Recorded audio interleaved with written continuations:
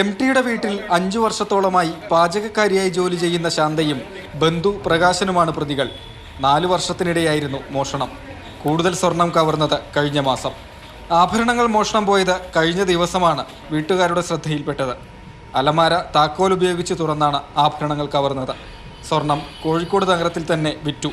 ഇവ കണ്ടെടുക്കാനായിട്ടില്ല. വീട്ടിൽ നിന്നാണ് ശാന്തയെ പോലീസ് കസ്റ്റഡിയിലെടുത്തത്. ഇൻവെസ്റ്റിഗേഷൻ കൃത്യമായ പ്ലാനിങ്ങോടുകൂടിയാണ് നടത്തിയതുള്ളത്. അതുകൊണ്ട് തന്നെ കൂടുതൽ പ്രതികൾ നമുക്ക് അതിനകത്തില്ല. അത് വളരെ ക്ലിയറാണ്. പോലീസ് ആദ്യ അന്വേഷണം നടത്തുന്ന സമയത്ത് ആ സ്ത്രീ അവിടെ ജോലിക്ക് വന്നിരുന്നു. അപ്പോൾ അവരെ നമ്മൾ അന്ന് ചോദ്യം ചെയ്തിരുന്നു. അപ്പോൾ ചോദ്യം ചെയ്ത സമയത്ത് തന്നെ ഇവരുടെ പെരുമാറ്റത്തിലും ഇവരുടെ ബോഡി ലാംഗ്വേജിലും കണ്ട വ്യത്യാസം പോലീസിന് സംശയങ്ങൾ ഉണ്ടാക്കിയിരുന്നു.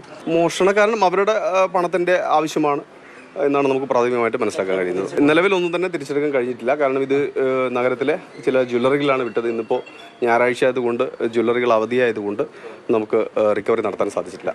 അലമാരയുടെ പൂട്ട് തകർക്കുകയോ വീട്ടിൽ മോഷണത്തിൻ്റെതായ മറ്റു ലക്ഷണങ്ങളോ ഇല്ലാത്തതാണ് വീട്ടുജോലിക്കാരിയിലേക്ക് അന്വേഷണം എത്തിച്ചത്.